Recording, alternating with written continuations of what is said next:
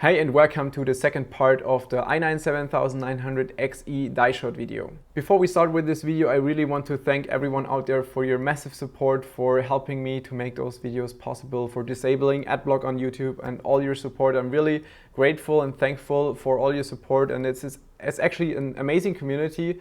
I'm really happy about everyone who is following this channel, about every single comment. Gives me the strength to continue with those videos. So thank you really a lot for your support. As you can imagine, if you have the wording die shots in the title and also saying this several times, and I don't know how the YouTube algorithm really works, but well, you can imagine, you probably have imagined it already. Obviously, one of the videos got demonetized last time, so the English version got demonetized after I uploaded it. So that's the, I think, third or fourth time in a row that some of my videos got demonetized. So I thought of creating a Patreon page for myself, because it's really difficult to keep up doing those videos because they're really expensive, and I mean YouTube adverts not paying that well. So I created a Patreon page, and actually the first 100 supporters will get access to my Discord channel, where we can just have closer communication and also maybe play some PUBG if you want to. So yeah, just check out the Patreon page if you have time, if you want to support me. You will find the link in the description. So let's continue with the i9-7980XE die shot video. So in the last video, we basically deleted the CPU, we heated up the CPU on a heating element to remove the die, then essentially grinded down the die, removed the solder bumps, also removed the whole first connection layer. And now this is how the CPU looks like, well, the die. So you can see silicon on this side, it should be silicon oxide on this side, and on the back side you can see a copper layer.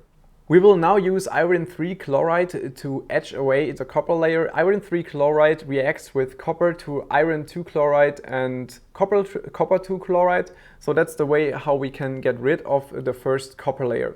It's a 40% solution, and as recommended on the label, you should keep the temperature between 20 and 50 degrees Celsius. Actually, when I say you should, I actually mean you shouldn't. So a lot of the stuff we're doing in this video can be really dangerous. So acting with those acids, especially with the glass etching stuff, which we will use later, it contains hydrofluoric acid. So it's really, really dangerous. So I really recommend not to do anything of this at home. Please do not do it.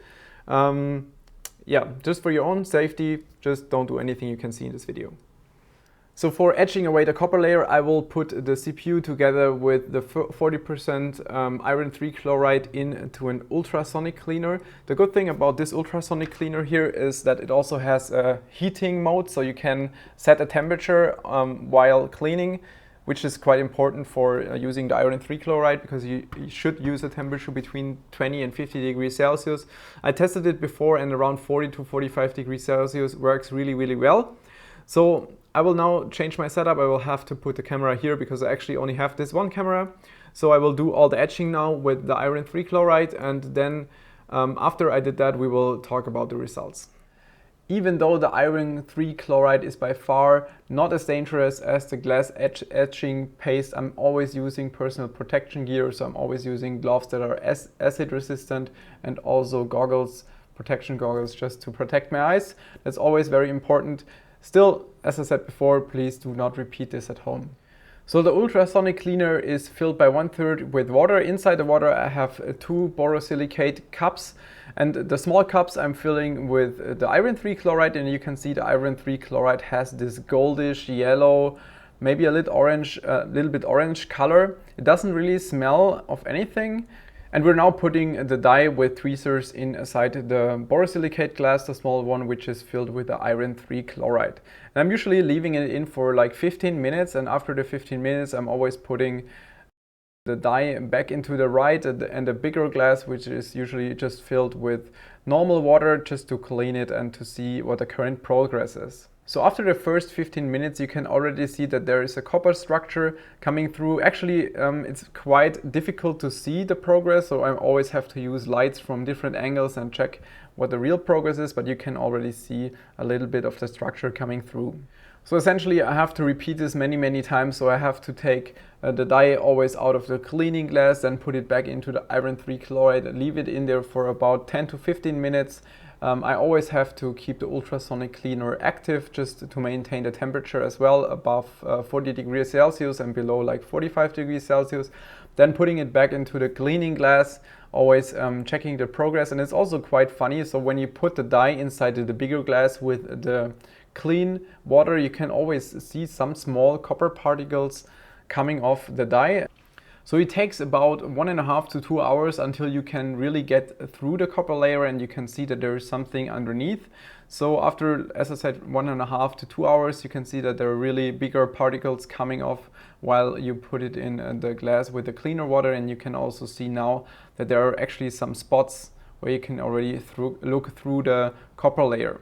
So after about another 15 to 20 minutes, you can see a lot more of the copper layer is now finally coming off. We can already see that there is a structure underneath, and I'm not 100% sure what the material is underneath, but it's clearly not made of copper. Otherwise, the iron 3 chloride would also react with this layer and also remove this layer. But you can see the structure underneath, and the iron 3 chloride is not hurting the structure.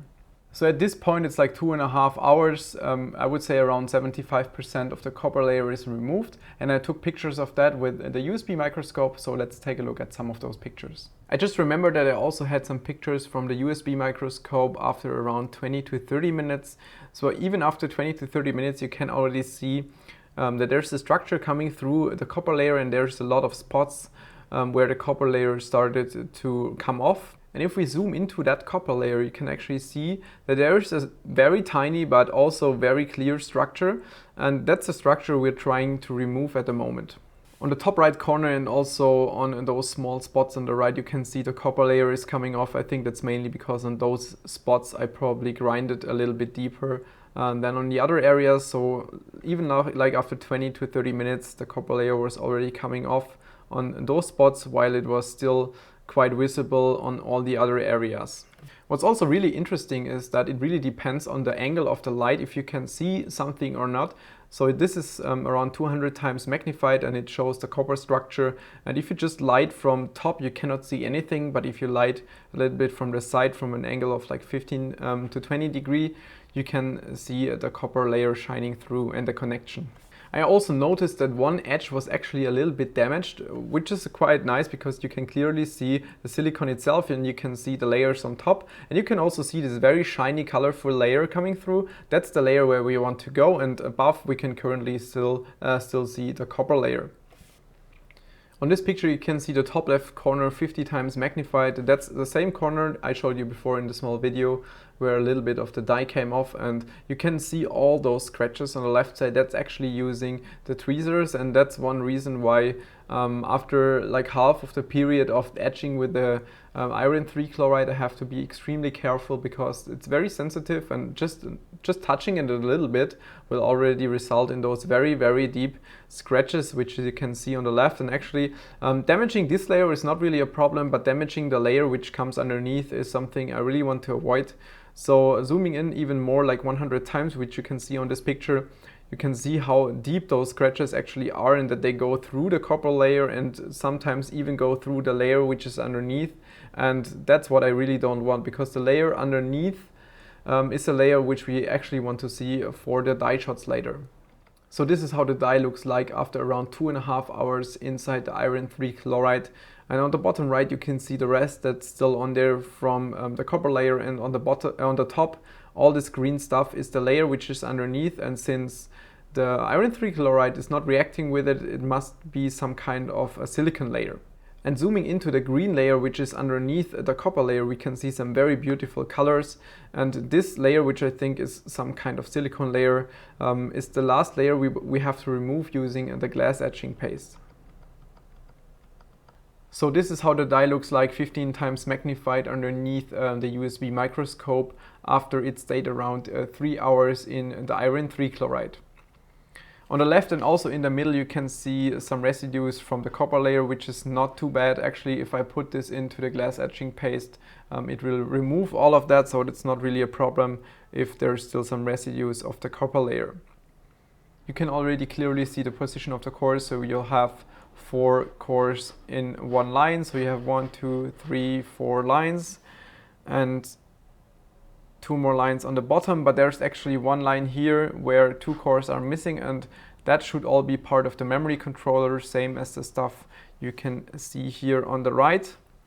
This area here, And if we go to the left, well, this part is still covered a little bit from the copper layer, but this should also be part of the memory controller. And on the bottom, there's a huge lane here where you cannot see actually anything. This should all be the input-output area, and this should also be the area where the PCI Express controllers should be located, but that's something which we will only see after using the glass etching paste. So it's now time to put this camera back on this table to prepare everything for glass etching paste, and then I will be back in a bit. So the process of etching with the glass etching paste is very similar to the iron 3 chloride. The only difference is probably that the stuff is way more dangerous. So the glass etching paste basically consists of salts of the hydrofluoric acid and therefore is really dangerous. So again, please do not try this at home. Usually I'm using a plastic spoon and getting some of the glass etching paste out of the bottle, putting it in one of the borosilicate glasses, which is already filled with some water. And yeah, the consistency of the glass etching paste is really strange, so I have to keep mixing this for almost 5 minutes until it's a kind of even solution. And of course, I'm always wearing protection gear when I'm doing this, so gloves and goggles are absolutely mandatory for those steps. As I already said, this is then really similar to the iron 3 chloride, so I'm leaving this in there for like 5, 10 or 15 minutes depending on the step, and taking the dye back out, putting it in the clear water for a little bit of cleaning. And I can already see the first step after 10 minutes. You can see some of the metal or whatever it is already comes off, and then if you put it into the clean water, you can clearly see some of the particles coming off, and eventually those particles will be also in the clear water, which you can see here in the glass. In my video of the 6950X, I got a lot of comments why I'm using a borosilicate glass with glass etching paste, because you would assume that it kind of damages the glass, which is also the case, but it takes a very long time. The borosilicate glass is actually very strong, so after even, I think the total time I had the glass etching paste in there is like 24 hours. Even then you only see very small marks inside the borosilicate glass, so I think it can be used for quite a long time, and I think after like 2 or 3 more uses I will just replace the glass I'm always using for it. The problem with plastic cups is basically that they always float, and I noticed that the cleaning of the ultrasonic cleaner doesn't work so well, so that's basically why I'm using the borosilicate glass. So after around 45 minutes I used a small cotton swab to remove the last bits of the previous layer, because sometimes the bits just don't come off. And I noticed even with this, I mean, it's quite easy to remove the residues of the layer, but then even with those cotton swabs, you easily damage the die and you will see some scratches on there, but there is no really other way around that. So this is how the die looks after 1 hour of etching, and it already looks really, really nice. We will now take a closer look at the die underneath the USB microscope. So as you can see, I now have the CPU 15 times magnified underneath the USB microscope, and you can see that, well, yeah, the CPU looks absolutely amazing. I just love those pictures, and it's also very amazing if you just play around with the light source. So I have a small LED light here that I'm basically using for this, and depending on the angle, you can see it makes a huge difference on what you can see. Actually, if you don't use the light, you cannot see anything. If I use the light that's built in the microscope, well, yeah, you can see it reflects quite strong, so even then you cannot really see much. So it really depends on where you put the light source, and yeah, just to get some very interesting pictures out of this. So let's just go over the CPU die quickly. So on the top left, you can see just this orientation, that's where the CPU starts, and on top right, that's where it ends. And you can see in the top row, we have a total of 4 Skylake X cores. So here, here, here, and here. And if we go down, you can see we have a total of 5 to the bottom. So we have 4 times 5 rows, columns, equals 20 cores, but we need 2 of the spots, actually this spot and this spot for the memory controller, and that's why the CPU with 20 spots has 18 cores and 2 memory controllers. Talking about the memory controllers, that's actually one feature or one aspect I found the most interesting. So that's the memory controller right here, one of the two. And the part on the left here is also part of the memory controller. It's probably the I/O part of the memory controller. So let's zoom into this more depth. So 70 times magnified. So again, it really depends on the light source, what you can see and what you can't see. Again, if I remove the light, you cannot really see anything, and lighting from the left actually looks quite interesting, getting a lot of those green colors. So leaving it like that for the moment, and you can see those rectangles here, actually 3 of those. So you have 3 of those lines, which means it actually has 3 memory controllers in this location. So taking into account that we have 2 of those rectangles that contain memory controllers, we have a total of 6 memory controllers. And as far as I remember, don't pin me down on that, it could be that I'm completely wrong now, but as far as I remember, like Xeon Platinum CPUs, they have 6 memory channels, and on those CPUs we have 4 memory channels, and so that means that 2 of those should be deactivated and the other 4 are working. Again, if we go more to the left side, everything you can see on the left here should all be part of the memory controller, but this should be the I/O area of the memory controller. So after talking about the memory controller, I think would be quite nice to take a closer look at one of the cores itself. So it's still 70 times magnified. So as a size comparison on the bottom, you can see this line is a size of 0.5 millimeters. So I think the total length, actually we can measure the total length of the core.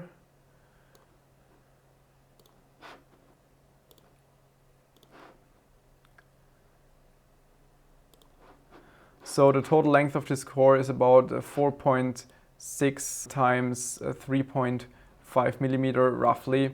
It's actually quite small, right? Yeah, I'm not really sure what most of those parts are. That's really hard to find any kind of information on this on the internet. From what I know, the top part here could be the level 3 cache, and this part on the right here could be the level 2 cache. Could also be that I just completely mixed them up. As I said, don't pin me down on that. If you find any kind of info on this, I would be really thankful if you have it and post a link in the comment section. Would be quite nice. Maybe we can do a follow-up video on this and go even more into detail. So another interesting factor is the part on the bottom, which is probably called the I/O area. So again, let me just adjust the sharpness of this and remove the measurement marks. So this part you can see here now is a PCI Express controller. So actually, if you count those small rectangles here, I just marked one of them. So those small things, if you count them, yeah, it's 16 of them. So the same if we move more to the right, we have a lot of those. So again, it's 16 of them, and I think one of them only had 10. I guess if we would count them all, we would probably be able to count 44, which should be the total amount of PCI Express lanes that this CPU has. So everything that we can see now are PCI Express lanes or PCI Express controllers, depending on how you want to call it. So we're now back at the magnification of 15. Let me just remove that rectangle. And so what you can see is there are actually a lot of scratches on the die. So especially top left corner and also in the middle, also especially here on the top right, you can see there are a lot of scratches on the die. I think that's mainly using the cotton swab, trying to remove some of those metal particles that were left on the die. And even here, this area looks not really good. I think I have to be more careful next time if I do some kind of etching like this. We will do this more often in the future. I actually also have some dead 8700Ks we can use just to try this out, to take a closer look, which should be interesting just because of the fact that the 8700K has an iGPU, which the CPU doesn't have. So it will be interesting to take a look at that. If you have any wishes, any GPUs, CPUs you want to see, just yeah, let me know in the comments. I think in general this is something really, really interesting. I think I will keep doing this more often. We'll try to keep getting clearer pictures, maybe dies that are not damaged like this. Anyway, it's a lot of fun to do this. It's very challenging as well. It took me weeks to get there to try this. I tried this on, I think, 6 or 7 chips before I did this. So I tried 3 chipsets. I tried 8700K before, a 7900X actually. I think we will talk about that CPU in an extra video, same style like this. So I hope you enjoyed this video. I hope you got some useful information out of this. Let me know what you think about the whole die shot thing, if you find it interesting, if you want to see more of it. Enjoy the rest of today. See you soon.